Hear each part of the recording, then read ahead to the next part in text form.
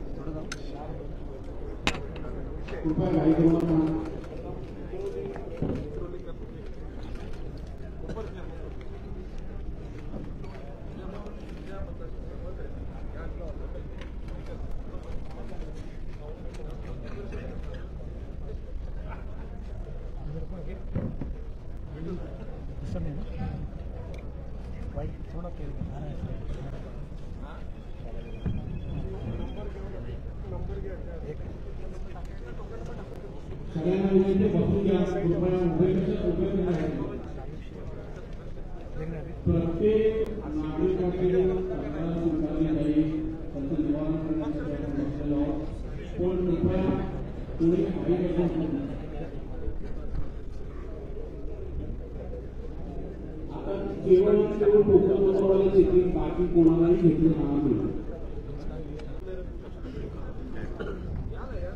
Token number 13-14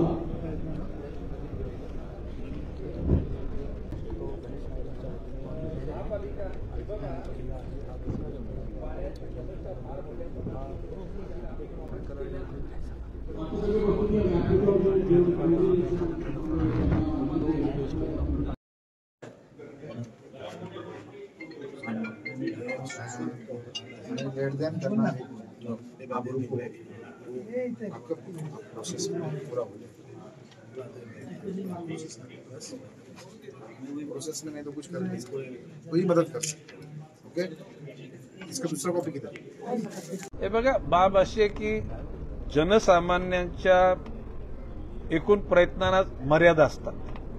ते एका परिस्थितीमध्ये नगरसेवकाला भेटतात, कुठल्या स्थायी समितीच्या माजी, आता इथं महापालिका अस्तित्वात नाही, सभापतीला भेटतात, परंतु काही ठिकाणी ते हातबल होतात आणि त्या लोकांच्या मनामध्ये असलेला जो क्रोध आहे, त्यांच्या मनातली असलेली निराशा आहे, तिचं परिवर्तन आशेमध्ये करून, त्यांची निराशा घालवून त्यांना जीवन जगण्याकरता निश्चितपणे एक प्रकारचं प्रेरणा देऊन त्यासाठीच हा जनता दरबार आहे। हा जनतेच्या दरबारामध्ये मंत्री आता ह्या ठिकाणी आलेल्या 100% प्रकरणं ही यशस्वीरित्या हाताळली जातील असा दावा मी करत नाही, परंतु आता आम्ही पालघर जिल्ह्यामध्ये पहिला दरबार घेतला, त्यामध्ये जवळजवळ 800-900 निवेदनांनी त्याच्यातला 80% निवेदनाचा निपटारा झाला आणि नवी मुंबईमध्ये तीच परिस्थिती, ठाण्यामध्ये सुद्धा पहिला दरबार झाला, त्या अनुषंगानं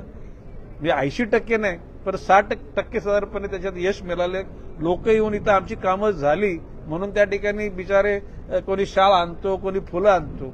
खरं म्हणजे ती शाल फुलं हे काय आम्ही घेण्याकरता आम्ही इथे नाही आलो, ते अनेक ते काम लोकांचं केलं, एका उपकार नाही केले, हा कर्तव्याचा भाग होता, परंतु निश्चितपणे लोकांना दिलासा मिळण्याकरता हा दरबार हा एक मार्ग आहे असं माझं मत आहे। बघा, मी जर याला जर उत्तर दिलं ना तर त्याला ते राजकीय उत्तर होईल आणि म्हणून मी ते उत्तर देऊ इच्छित नाही, परंतु मी घनकचरा विभागाच्या उपायुक्तांना सांगितले या बाबतीमध्ये तुम्हाला काही अडचणी असतील तर त्या ठिकाणी निश्चितपणे मी त्यांना मदत करेन। शेवटी ठाण्याची जनता सुद्धा आपलीच जनता आहे। एकेकाली ठाणे जिल्ह्याचा मी 15 वर्ष पालकमंत्री होतो, शेवटी काय मी आता आज पालकमंत्री पालघरचा झालो, परंतु आता इथला मी संपर्क मंत्री आहे. आणि त्या अनुषंगाने शेवटी जनता महाराष्ट्रातली काय ना भारतातली काय, ही सगळी जनता आपलीच आहे. त्या सगळ्या जनतेच्या असलेल्या कथा व्यथा ऐकणं, त्याच्यातून मार्ग काढायचा प्रयत्न करणं सगळेच जण करतात. त्याच्यात समजा प्रश्न असे, मला जरा जास्त लोकांच्या मध्ये थांबण्याची म्हणजे सवय आहे, म्हणून मी इथं आलोय आणि त्याच्यातून मार्ग काढू. नाही, बाब अशी कांदलवन छाटण्याचा प्रश्नच येणार नाही. कांदलवनामध्ये कोणी जर गैररित्या त्या ठिकाणी आपली अतिक्रमण केली असेल, कामं केली, तर त्या सगळ्या बाबतीत कारवाई केली जाईल आणि गरज पडली त्या बिल्डिंगी तोडल्या जातील. कुठल्याही परिस्थितीमध्ये नियमाचा भंग केलेल्या लोकांना त्या ठिकाणी दया माया दाखवली जाणार नाही. गोरगरिबांनी लक्षात आलं का, ज्या झोपडपट्ट्या बांधलेल्या आहेत त्या बाबतीमध्ये सुद्धा त्यांचं पुनर्वसन दुसरीकडे करू. आता उद्या नॅशनल पार्कमध्ये जवळजवळ 1.5 लाखाची वस्ती आहे.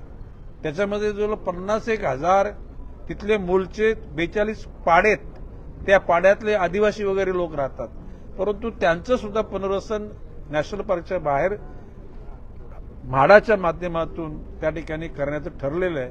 काही लोकांना उत्तरला जागा देणार आहे, काही ठिकाणी ठाण्याला जागा देणार आहे. परंतु ज्या ठिकाणी नियमाचा भंग होईल अशा प्रकारचं कुठलं काम करू. बाब अशी की लोकांना एकूण फसवणूक लोकांची मोठ्या प्रमाणात झाली.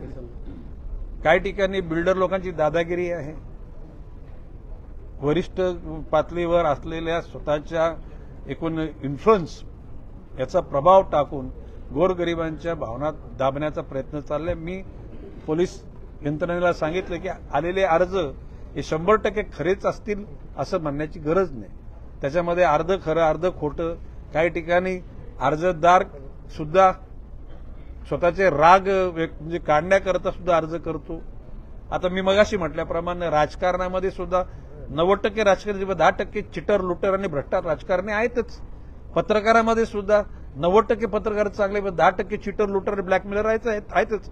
प्रशासनामध्ये 90% प्रशासकीय अधिकारी चांगले आहेत, पण 10% आहेतच. आणि हे आतापासून नाही, आता तुम्हाला सांगितलं की शनिदेवांच्या कोपानं ज्यावेळेला त्याच्या गुरुलाच ज्यावेळेला म्हणजे तो त्याच्या पाठीमागे लागला, त्यावेळेला त्यांनी दशशस्त्र रुपये देतो. काय बोलला ते शनी महात्मा, तुम्ही वाचलं ते काय बोलला होता, आता दशशस्त्र रुपये देतो, जरा काही वेळ थांब. म्हणजे त्या कालखंडात सुद्धा म्हणजे ऑफर तर दिलीच गेली होती. ओके, आता म्हणजे मी सांगण्याचा उद्देश म्हणजे याचा अर्थ ते सगळ्यांना लागू नाही. माझं म्हणणं की ते अशा भ्रष्ट जीवन जगणाऱ्या लोकांना जीवनाचा अंत चांगला होत नाही, त्यांच्या चेहऱ्यावर आत्मविश्वास तेज राहत नाही. आणि म्हणून माझं म्हणणं की तो मार्ग सोडावा. ज्या दिवशी या गोष्टी चांगल्या नाहीत हे समजेल त्या दिवशी दुरुस्त करावी आणि शेवटी पश्चाताप करावा. आणि शेवटी गंगेमध्ये गेलं आणि पवित्र झालं म्हणजे याचा अर्थ काय, गंगेच्या पाण्यात बुडकी मारली परंतु मनातून शुद्धता नाही आली तर ते गंगेत बुडूनच राहिला तरी काय ते पाप धुणार नाही. तर पश्चाताप ज्या दिवशी होईल त्या दिवशी जीवनाचा एकूण वागण्याचा, चालण्याचा, बोलण्याचा प्रवाह बदलाला तर त्याच्यातून आनंद मिळेल.